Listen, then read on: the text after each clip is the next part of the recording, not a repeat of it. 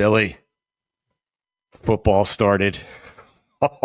Football did start. If the season ended today, Joe Burrow is the MVP. I mean, if the season ended today, it would be exactly how it always ends for Joe Burrow. It would be Joe Burrow, 9 of 10, 123 yards, 2 touchdowns, 157.5 rating, and his team lost by a touchdown to the Eagles because the defense stinks. When are they going to figure things out in Cincinnati? What's going on? What do you mean? Stop playing Joe Burrow in meaningless preseason games? Joe Burrow playing week 1 of the preseason it should be a crime. It should be a crime. Someone should go to jail for Joe Burrow playing in game 1 in the preseason. That's insane. How much are you like? What risk reward of that? Why is he playing? Listen, you're right. Anthony Richardson got hurt last night, and Daniel Jones is now the quarterback for the Colts. I mean, that was only honestly. This is going to sound cold and heartless, whatever. They got the first Anthony Richardson injury of the season out of the way in the preseason, because that's coming. At some point in time, we know early. Anthony he's going to get hurt. Daniel Jones is going to take over. We might as well get that out of the way week 1 of the preseason. And then, obviously the severity of the injury, we're not making light of the situation, and we hope for a speedy recovery and all that. But it's bound to happen. Get that out of the way in the preseason. Danny Dimes will come in. He'll have a game or two. And then, when the season starts, Anthony Richardson hopefully will be back, and he'll be your quarterback again. It is odd that Joe Burrow would be out there for that long. Like, it's preseason game number 1. This guy is the most valuable player, certainly on your organization and perhaps in the entire NFL. Why would you risk injury to a guy who's been injured in the past for a preseason game? It doesn't make any sense. I'm with you on this, Billy. Yeah, I don't get it. I'm sure that everything will turn around, though. Oh, hey, by the way, I'm sure you guys mentioned this earlier this week, but guess who didn't hold out? Trey Hendrickson. Surprise, surprise. Showed right back up without a deal. You know what? It was funny. I was driving around. I was listening to ESPN radio, and our old friend Christine Lisi, one of the great update anchors of all time. Yeah, she's great. She brings a smile to your face, Billy, doesn't she? Mm-hmm. Yeah. She reported the news about Trey Hendrickson, and I was thinking to myself, Billy said that 3 weeks ago.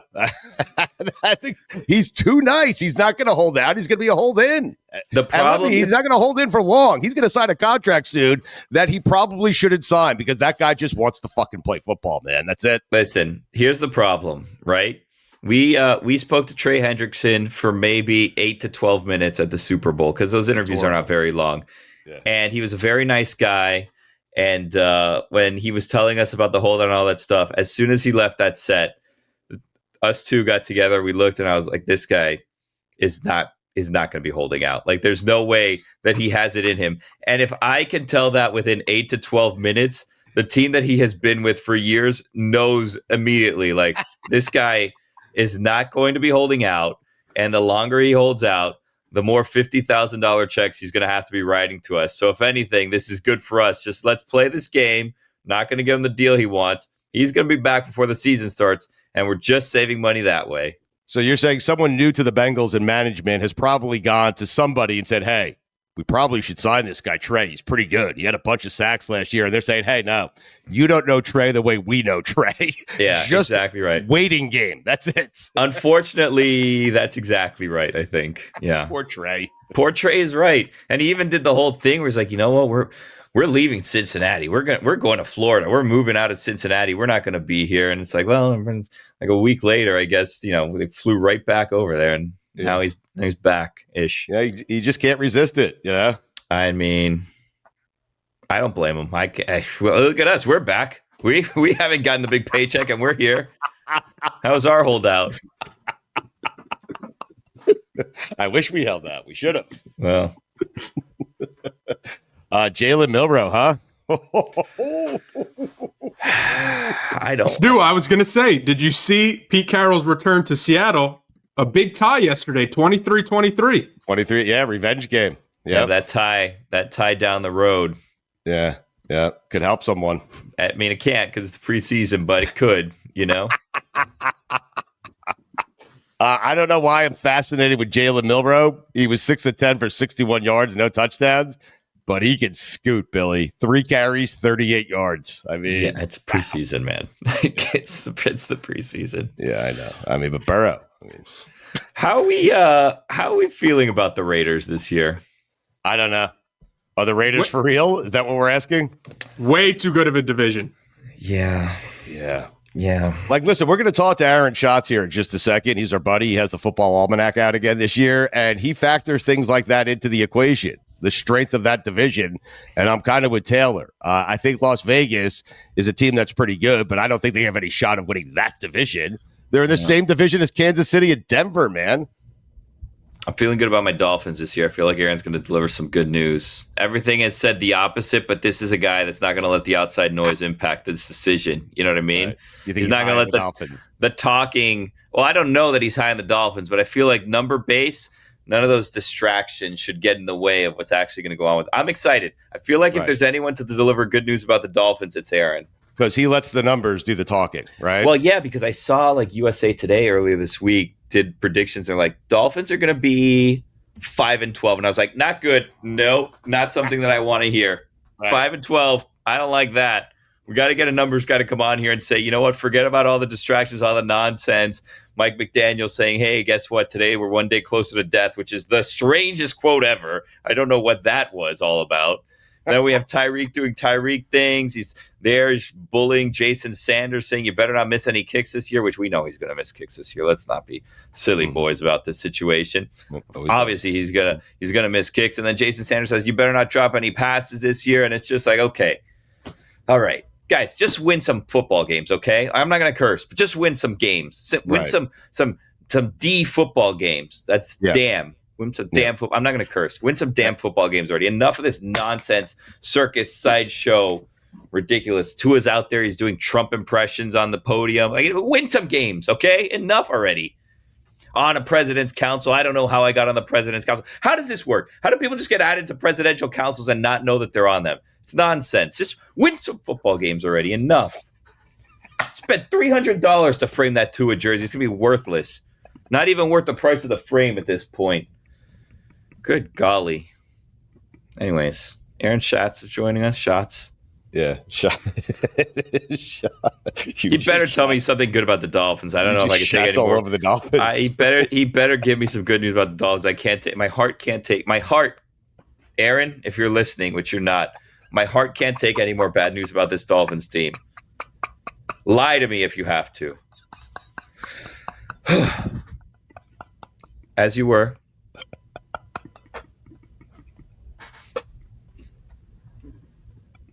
Shots or Shats? I don't know. Next. I just realized it's a Chris Sims jersey in your background. That's great. Yeah. Chris Sims a little bit hates me. Yeah. We have him on weekly, and he's constantly picking fights with me. It was not easy to find a Chris Sims jersey, I will tell you. I had to scour. I had to scour he has the eBay. one. Yeah, yes. it was tricky. That's definitely one of those jerseys where you see it at the stadium and you're like, oh, yeah, like that's, oh my God, really? Okay, yeah. Well, I love that when you go and like the other, whoever the visiting team is, the fans come wearing really obscure jerseys. I'm a Marlins fan, so that's basically my entire existence is just jerseys of people like, why would you make this jersey? And also this player was on your team for 6 minutes before they were on my team. Yeah, exactly. Piazza Marlins jersey. It was a good week. I have a Henderson Alvarez jersey that I bought because I was at his no-hitter. And I bought it after he was like traded from the team on like one of those team garage sales. Yeah. And after I bought it, I was like, I really need to be more responsible with my finances. Do you have an odd jersey in your collection there, Aaron? Tim Dwight. Oh, what? I wanted a old school light blue Chargers jersey. Right. And I wanted somebody who had also played for the Patriots. Yes. And I couldn't find Rodney Harrison. Right. So I ended up with Tim. I have a Tim Dwight powder blue Chargers jersey. Wait, so you couldn't find a Rodney Harrison. He's a Hall of Famer. You found Dwight. You couldn't find Harrison. I mean, no, I couldn't. Why was it of the utmost importance to get a powder blue Chargers jersey, but the player also had to be on the Patriots? Because I'm a Patriots fan, but I love those jerseys. Okay. I see. All right. So Tim Dwight. So that's my most obscure. I don't have a lot of jerseys, but my most obscure jersey is the Tim Dwight. You really had a downturn as a Patriots fan, huh? Like, what, 2 seasons before you're already kind of looking up again? Yeah, how do you feel? Yeah, well, listen, hey, man, it was a great ride, dude. It was like almost 20 years. I mean, I grew up in the town next door to Foxborough, so I remember the Rod Rust years and stuff like 1991. Come on, that was horrifying.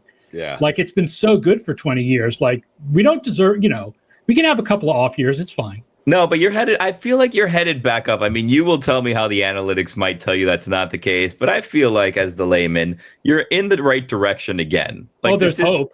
You had like 1 or 2 down seasons. Right. And he's still pointing to the 1990s after he went on a 20-year unprecedented run. I mean, what do you do? Well, I'm just saying that, we deserved it. We went through a lot of garbage. Yeah, you did.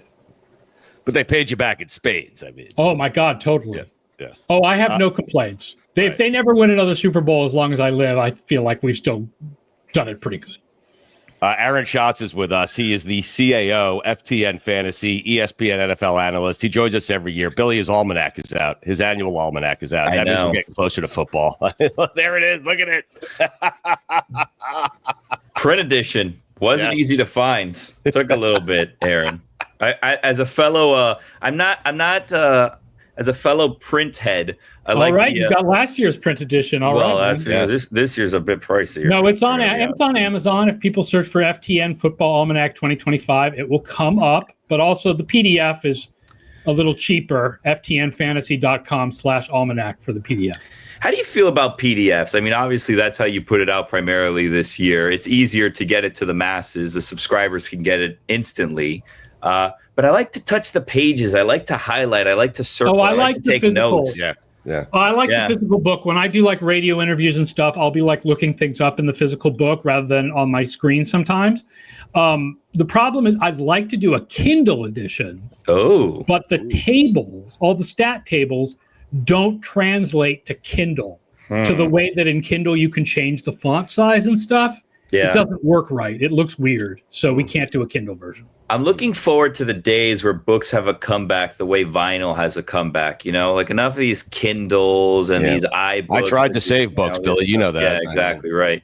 Oh, Aaron, since the last time you came on, Stugotz has published a book. I don't know if you're aware of that. He's a fellow author now. What's the book? Yes, Stugotz's personal record book. It's a fantastic book. You haven't bought one, I see. I have not. I need to read more books, clearly, or go to the library more. I purchase your goddamn almanac every single year. You can't purchase a book. Let me see one. Let me see one of those almanacs you purchased. I don't know where I put last year's. Yeah, exactly, and this year's didn't arrive in the mail yet. So. Oh, okay. You should. I think that you, as a fellow author, should just send Aaron one as like a professional courtesy. I will. Yes, autographed. Oh, take it, Billy. He's giving away my books. He gave away my money. I mean, to Aaron, shots fired. Loves to. Yes. Wow. You don't even have to think. It's like the same way you wrote the book. He came up with his own like personalization for you and everything. You don't have to do anything but put your name. So, Aaron, for dum-dums like me and Stugotz, explain DVOA and why it's here's important. The real simple version. It takes the success of every play based on the down and distance and compares it to a league average that's based on situation and opponent. Above 0 is good for offense. Below 0 is good for defense. 0 is average. Billy was headed towards a place where I think he was trying to say the Patriots are probably going to be better than a lot of people think, the consensus, right? What are your feelings of the Patriots here this year? We have them in the projections a little worse than the sports books. I think the sports books have them at 8.5, which is like exactly average. We have them a little lower than that, but I fully admit that there's something we may be missing, which is, the projections are based on history and what normally happens when teams have new coaching staffs. The coaching staff in New England was so over its heads last year that we may be underselling just how much of an improvement this coaching staff is going to bring. I mean, all the reports about the idea that Gerard Mayo didn't even know what days to hold certain meetings. Yeah. And Alex Van Pelt's offense was really uncreative. And this could be such a big coaching staff upgrade that I could be underselling the Patriots a little bit. So you feel like Vrabel, just knowing what he's doing, knowing how things operate, might mean the Patriots just have a better year just by that fact alone. Yeah, it's not even like whether, is Vrabel a good coach? Do we know if Vrabel is a good coach? We've only seen him coach one team, which was the Titans. But my God, he's probably going to be so much, just by being average, he would be so much better than Mayo. What are your feelings on Drake May? I love Drake May. Super talent, obviously in a really bad situation last year. And I don't know if the offensive line, it'll be better this year. I don't know how much better it'll be. But right now, I think coming out of last year, I would rather have Drake May than Caleb Williams. Wow. That's interesting. Why? I just feel like with Caleb Williams, so much of the problem is his inability to feel pressure and have a clock in his head, and I just don't know if that's fixable. Even with the improved interior of their offensive line and with Ben Johnson calling the plays and everything, I don't know if you can fix the clock in his head. That's interesting. What's the team, Aaron, that most people think, the consensus thinks is going to be really good, but you guys say, hey, hold on a second, not going to be as good as you guys think? Well, there's a couple of them. The first is the Chargers we're really down on. We really see their defense regressing, although some of that, maybe Jesse Minter is such a good defensive coordinator that won't happen. And the offense, the receivers aren't, I don't know what Keenan Allen has left. It's really just one guy, which is McConkey. The other one that's being really controversial, and I'll fully admit this is totally controversial, is we just don't think the Philadelphia Eagles are as dominant as people think they are. They're still a very good team. We have them projected top 10 in all three phases of the game, but closer to 8th than to 1st. Because it's one of the things we talk about every year. Offense is more predictable and consistent than defense. And that team was so driven by such a great defense last year. And they lost a lot of veteran guys. So you're expecting them to play just as good on defense, despite all the changes. And we don't know how some of these young guys are going to react. It's more likely that they're like the 4th or 5th best defense instead of the number 1 defense. And with a hard schedule, they have the second hardest schedule. That's going to bring them down. Are they the best team in their own division? We actually have Washington slightly ahead of them. Wow. We think Washington can have an average defense this year. And we like their offense to still be very good. And then even if there's no difference between those two teams, which, that's a controversial idea itself, the idea that the Eagles are as good as the Commanders. The schedule is very different between them. The 3 games that differ, the Eagles have to play the Bills, the Rams, and the Buccaneers. Ouch. Whereas the Commanders play the Seahawks, the Dolphins, and the Falcons. That's a big difference. It's a major difference. You're right. Do you ever listen, I know it's all based on analytics and facts, but do you ever just watch Jalen Milroe play and say that fucking guy is going to be a stud? I haven't seen that much of Milroe, partly because I don't watch that much college football. Saturday's kind of my day off. I know about his talent, the running talent is huge. And I don't know, if he can, the throwing talent is there in the NFL, but he's a pretty talented dude. He is. Who's the team that a lot of people think, the consensus thinks, is going to be really bad, but you guys think, hey, hold on a second, going to be better than you guys think? Jacksonville. Oh, Billy.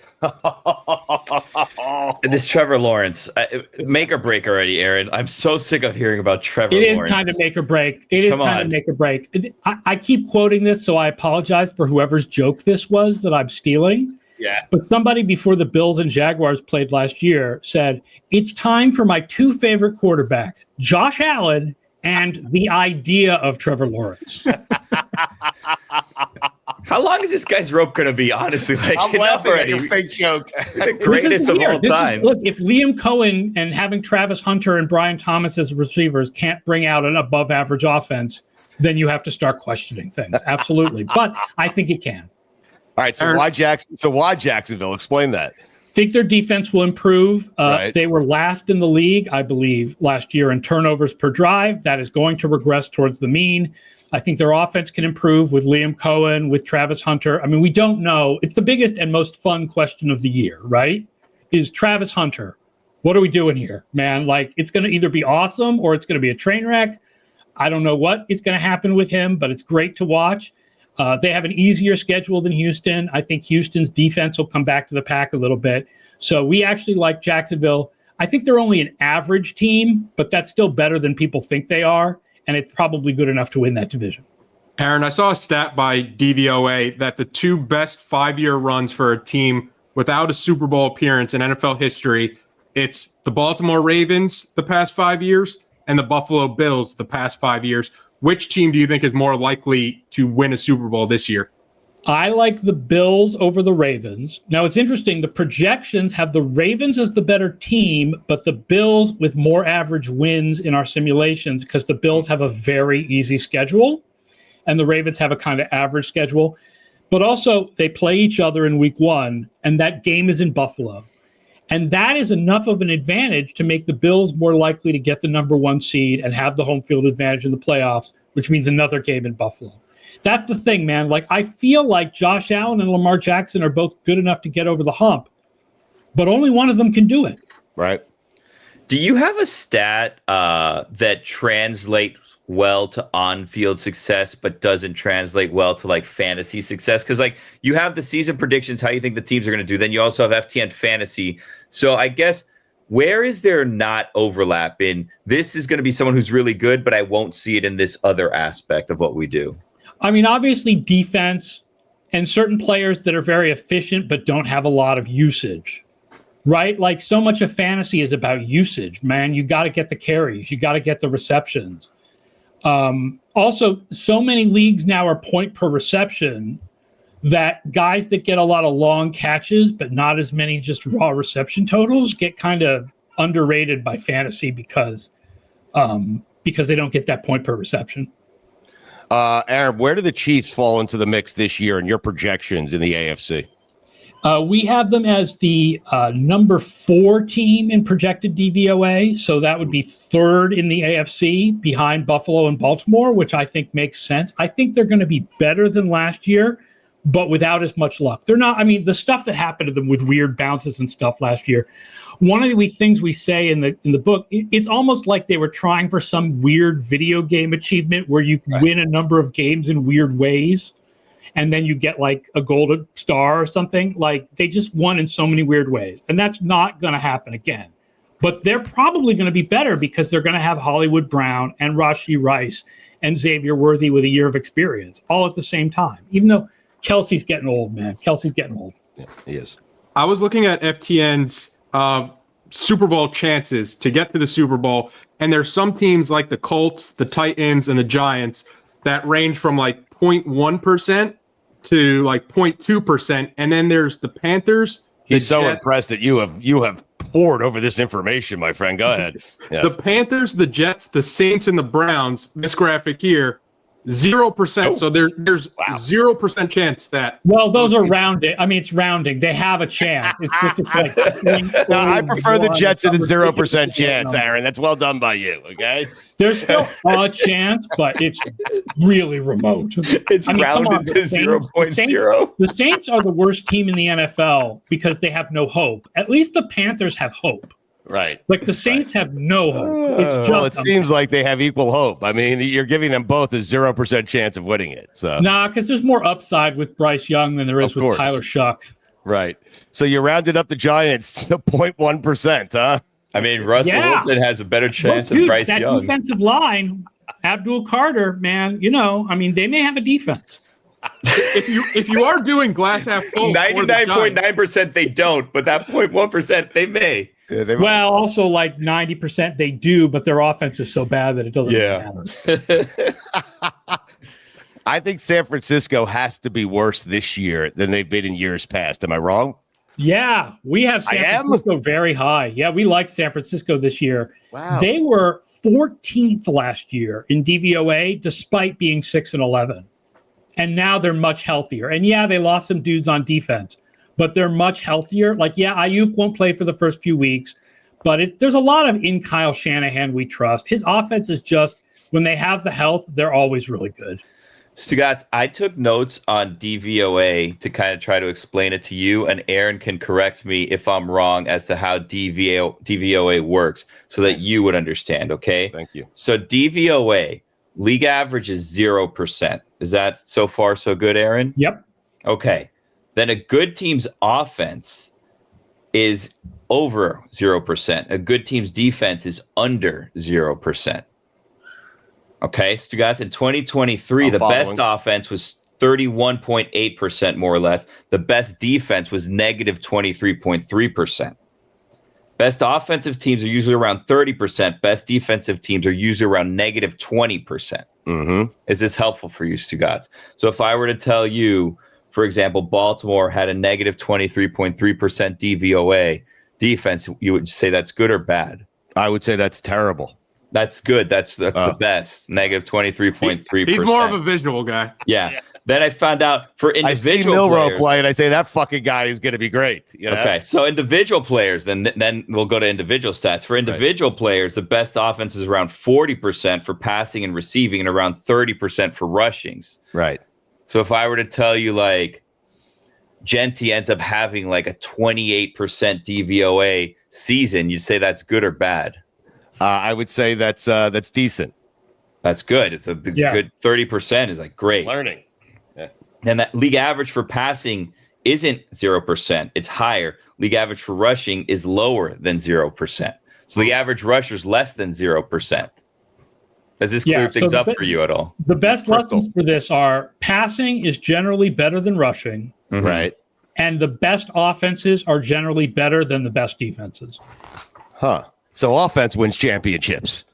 More than defense, offense. Yeah, if you were to like split a team into the parts, it would be 4 parts offense, 3 parts defense, 1 part special teams. Right. We should start that this year. A new saying: offense wins championships. Into that, Billy? What do you think? Sure. Yeah. Let's do that. Schatz, feel free to steal it if you want. I mean, yeah, offense wins championships. Is there any chance? Is there any chance maybe in next year's almanac? So just a couple things. One, I see that you had on last year's, you had Mina, like a little blurb of Mina on the cover, and she was kind of endorsing it and saying how great it is. On the back, you had other people saying what a useful tool it is.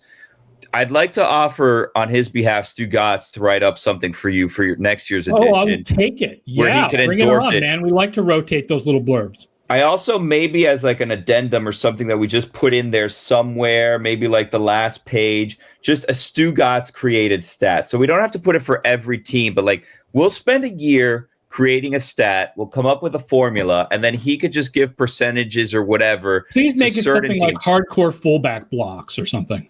I want to make it like GUT, gut. Oh, okay. Ooh. Yes. All right. Yes. And then is it going to be individual or team ranked, the GUT? I'll do both. I'll do individuals and teams. How about that? Okay. So I'm going to try to keep him honest on that and, get him to stick to this, come up with a formula to get you for next year's edition, a GUT where you'll have that for individuals and players. And then we'll also get a sentence or two that you can put. It doesn't have to be the front cover, maybe the back cover, but Stugotz will endorse it, Yeah. I'll take 100%. it. Okay. Billy, I like this. I like you negotiating on my behalf and creating more work for me. You have Thank to you. beat out John Harbaugh. Right now, we have the quote from John Harbaugh as the main quote on the front cover. What was that? Just out of What did curiosity. Harbs have to say? Yeah. Yeah. It says FTN incorporates factors that others don't, leading to quality and nuanced stats. They're a helpful resource for anyone to think deeper and smarter around football. John Harbaugh. See, What is the key factor in that ingredient? Like, is there a factor? The factor that you're using, no one else is. I mean, I think the opponent adjustments is a big one that other people don't do. Yeah. But also trying to make it so it's more predictive by lowering the importance of certain things that are more random, like fourth downs and like turnovers. Stugotz, your quote can be very simple. Like, for example, last year's edition, Peter King was one of the people who had a quote. It just said, exhaustive, enlightening, surprising in many cases, and an absolute must-read if you like the NFL. Now, Yes. I have no indication that Peter King read any of this by saying that, but he put it on there, and we have it. Bill Simmons wrote, a book that any self-respecting NFL fan needs to purchase. You could very easily have one of these quotes, Stugotz. Yeah, without reading the book is what you're saying? I mean, I would like to read. Listen, do you think Joe Buck read my book? There's a blurb from Joe Buck on the back cover. You think he read it? Yeah. I don't think he wrote it. He sent it to me via text. I've done those blurbs. You read a few pages and then you come up with something. Yeah. Okay. I am on it, Aaron. I promise you. He is the CAO of FTN Fantasy and ESPN NFL analyst. His almanac is fantastic, and it's out right now. You can purchase it at ftnfantasy.com/almanac, and print copies are available on Amazon right now. I am big, Aaron, on the Broncos. Is it justified? I think the Broncos and Bo Nix are going to have a big year. Yes, I think it's justified. The surprise about the Broncos was Bo Nix in the first few weeks was the dude we all thought he was coming out of college, where everything was like sideways and everything was behind the line of scrimmage. And then they discovered throwing downfield. And it's not even like he's got great receivers other than Cortland Sutton. But Nix ended up with a good year. And then that defense is fantastic. And it was not overly dependent on turnovers, which means the defense is more likely to stay good than defenses that are overly dependent on turnovers. So, yes, we like Denver this year. If you were a betting man, based on everything you've seen, what's a team that doesn't have, it's not one of the favorites to make it to the Super Bowl, yet you're not going to be surprised if that team does make it to the Super Bowl? Tampa Bay. Wow. Good value. I think Tampa Bay is good. And too many people believe that Tampa Bay basically just gets a bye into the playoffs because their division sucks. But there are some pretty good players there. And if they can, another new offensive coordinator, so hopefully they can run the offense well, get the most out of Baker Mayfield and everything. But guys like Evans, if Chris Godwin is fully healthy, there's good defensive players there. I think that they could definitely surprise people.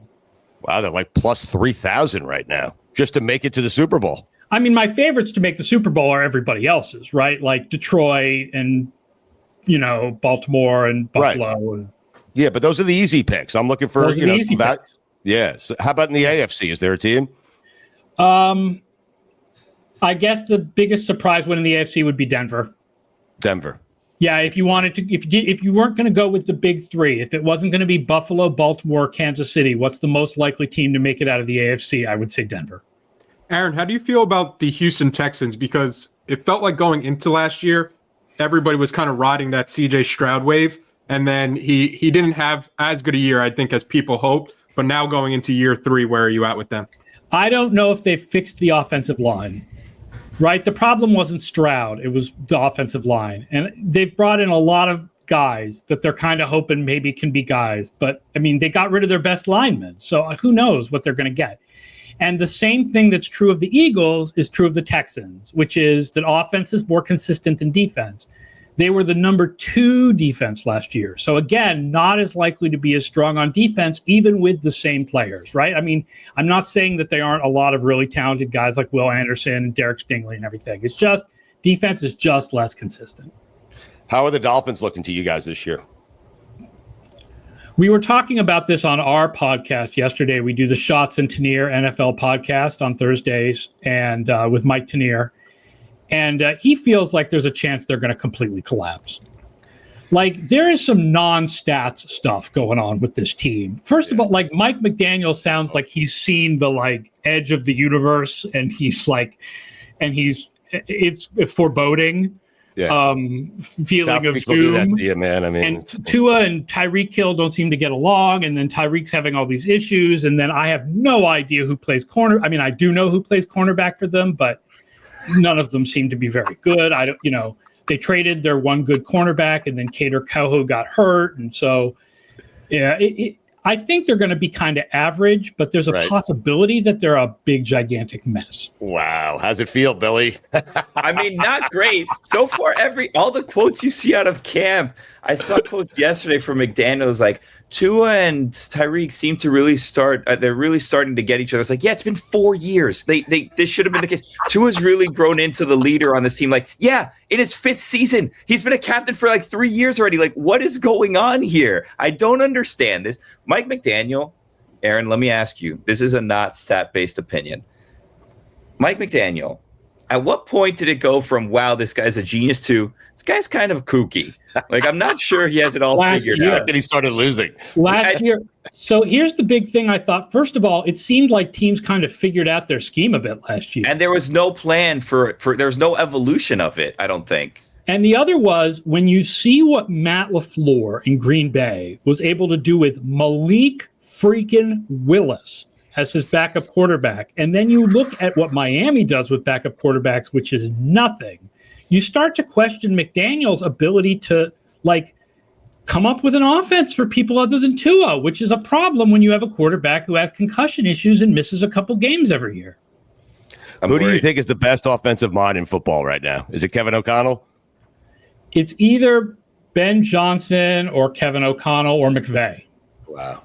I feel so bad for Billy. I mean, I shouldn't because my team has 0.0% chance, but I do feel bad for you. I mean, listen, I'm worried. The numbers say that Miami will be average. The numbers like Miami a little bit better than New England, but the vibes coming out of that camp suck. Not good vibes. Yeah. I'm worried. It's gonna be. I feel like this is gonna be another loss for like the short, small, nerdy guy head coach fraternity. We had Staley. I know. That part of me is like, oh, he's like us. Come on, McDaniel. Yeah. I mean, you know what's going to happen.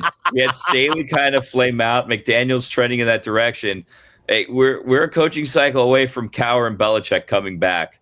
Like that's what we need are more Dan Campbells, guys who understand analytics but also want to bite your kneecaps off. Okay, so what do you think about the Lions and Dan Campbell? Because he loses his coordinators. So how is that going to impact them? Because they kind of are like the belle of the ball. Wow, the Lions, look at them. They're about to break out. But then they lose all of their coordinators or their two, offensive, defensive coordinators. So they could have like a major slip this year potentially. Yeah, but we incorporated that into our projections and still really like the Lions because they were so good last year. And the fact that their defense was really good despite all the injuries, it's going to be healthier this year. The thing about the Lions is, as unbelievably unhealthy as their defense was, their offense was very healthy. So their offense is probably going to have more injuries, and we'll have to see if they can overcome. Like, I think they could overcome an injury to Jameson Williams, but can they overcome an injury to Amon-Ra St. Brown? I don't know. Aaron, this one's interesting. The Vikings had Sam Darnold at quarterback last year. He exceeded expectations. He's now in Seattle. The Vikings made the playoffs. Now they have J.J. McCarthy, who is essentially a rookie. I mean, it's his second year, but he missed all of his rookie campaign. So do you think with J.J. McCarthy, the Vikings are going to be better than they were a year ago or worse than they were a year ago? They're likely going to be worse. You have to expect that rookie quarterbacks will be bad. Sometimes they're not. Sometimes they're not. Sometimes they're Jaden Daniels. But you have to expect that they're going to be bad. So you have to expect that there's going to be a decline from the Vikings. And also from their defense, again, really dependent on turnovers last year, probably will decline a little bit. I don't think the Vikings are going to be as good as they were last year. Who's the best quarterback according to in the NFL, according to Aaron Schatz? It's really hard to pick between Jackson, Allen, and Mahomes. Burrow's Jackson not in that conversation, huh? What? Burrow's not in the conversation, huh? No, I think Burrow is very clearly fourth and lower than fourth. Ooh, tier 2 by himself. Yeah, tier 2 by himself, basically. That's fuel for Joe Burrow. Yeah. There's a lot of people to argue about for number 5, but Joe Burrow is clearly better than all of those guys. I like that there's a clear number 4, not a clear 5, not a clear 1, 2, or 3, but 4 we got locked in for sure. Yeah, I'm totally locked in on 4. You know, Mahomes, the number-wise, Mahomes hasn't been as good as Jackson and Allen the last year or two, but there's still that scratching thing in the back of your brain that's like, when the chips are down, Mahomes just makes it happen. Like, you still have to put him in that highest tier. That is not analytical at all, and I love it. No, it's not. When the chips are down. Yes, it's when the chips are down tier. Everything changes when the chips are down. I love that it's like, okay, we have tiers. Okay, the numbers. I love you. But he's Patrick Mahomes, so tier 1. I mean, in the playoffs, and you have to also, you look at his stats from last year, you also look at the situation he was in. Look at all the injuries they had with the receivers and the problems they had at left tackle, and he overcame a lot of that. It's the opposite, I think, or at least it has been, and not because of himself, but because of team play with Josh Allen and the Bills, right? Where with Patrick and the Chiefs, you're like, but it's the Chiefs, it's Patrick Mahomes, they'll find a way. And with the Bills, it's like, but it's the Bills, something's going to happen. And that's exactly what happens in the AFC Championship game last year. Yeah, I feel like that might be even more true of the Ravens, because the Ravens, as much as our numbers love them, every year in the regular season, they have one or two losses that are just completely inexplicable. Like last year to the Raiders, the Bills don't have that until the playoffs and they're going against the best teams and they lose by small amounts. The Ravens in the regular season will have these losses that just make no sense. Why is Jalen Hurts so disrespected? You can make an argument over the last 3 years, if you just look at the numbers and just the numbers, that Jalen Hurts has been every bit as good as Patrick Mahomes. So why is he disrespected? I think because you look at what he has around him. Possibly the best offensive line in the league, two really great receivers, good tight end, obviously playing with a great defense on the other side of the locker room. And you're like, well, of course, with all this around him, he's going to play very well. Like, I think Hurts is very good. But for example, I don't think Hurts is clearly the number 5 guy, like a lot of people believe now. He's somewhere between like 5 and 10. All right, man. We appreciate this. We enjoy it every single year. The Almanac is out. You can purchase it at ftnfantasy.com/almanac, and a print copy is also now available on Amazon. Aaron Schatz, you are a gem. You love football the way we love football, man. You do. He loves football more than we love football, and he loves football. He also loves football. You got to come out and say Jalen Milroe, fucking guy, is awesome, man. I think people don't understand how much football stats people watch. Like, it's not just a bunch of numbers. Like, I watch so much of the NFL, like so many games, like all weekend long, and then on like NFL Plus all week long. I go back and watch the games I didn't watch on Sunday. Like, it's just a lot. Sounds like a terrible life, if I'm going to be honest with you. It's awesome in the most respectful way possible. But it does not give me a lot of time to watch college. Well, so I was gonna ask you before. I'm glad you guys this, because I was gonna ask you, Aaron Schatz, what does a vacation look like for you? When does it happen? Where do you go? How much time do you have where you're like, all right, back to the film room? I go to the Caribbean. Oh, where? I love the I like Jamaica. I like going after free agency, but before the draft. Okay. And then I don't have to think about football for a week. All right. Always Jamaica, or we go to different places? Go to Dunn's River Falls. Puerto Rico. You ever climb Dunn's River Falls in Jamaica? No. Oh, that should be your next trip. Yeah. Can we go on a trip with you? A little off-season trip? Me, you, and Billy? Yeah. We'll go. We'll relax. What happened to me? You watch football 52 weeks out of the year. That's the problem. Are we like resort life? We go around, we see the things, we stay put? Resort, I think. I like all-inclusive, not have to worry about things. Oh, yeah. I love that. Taylor, am I wrong? Billy, Taylor, you have gotten to know Billy. Billy and Schatz would be best fucking friends, right? Yes. Yeah. Have you been to Barbados, Aaron? You should go to Barbados. No, I've also heard lots of good things about Bon Air. Oh, Bon Air. I got to look this up. Hold on. Now we have a leading candidate for our vacation next year. Dutch islands, like Aruba. Okay. St. Martin, you're a fan? 2 sides to that island. Do you normally take someone on these vacations, or? I have a girlfriend. So should we bring a +1, or what do you think? Very personal question by you. Someone Jenny would get along with would be good, yeah. I have kids, though. You don't want my kids to go on your vacation. I didn't know if it was a guy's trip, a family trip. I didn't know what we were doing. I mean, are you open to a guy's trip? Not a family trip. My kid is 21, so my kid doesn't go on vacation with me. All right, so no kids. Okay. So you're going to bring your 21. Girlfriend. I'll bring my girlfriend. Billy will bring his wife. Taylor will bring his. Yeah, 21, I'm surprisingly old at this point, yeah. At 21, you're getting close to like the part where like the relationship flips a little, right? Where it's like, okay, you have to be responsible, and now you're getting close to like, okay, we're on vacation, drinking buddies. Yeah, I don't think yet. No, we're not quite there. Okay, all right. Stugotz is already there with his kids. He's been there since they were 12. Thank you, Billy. And you're right. ftnfantasy.com/almanac if you want to buy the almanac. Also, a print copy is now available on Amazon. I will be writing for it next year. We'll be on vacation for the 1 week he doesn't watch football. We'll discuss it then. Aaron, thank you. Aaron, thank you very much. We appreciate this, man. It's always fun. We love having you on. Thank you for having me on, and hope people enjoy the book.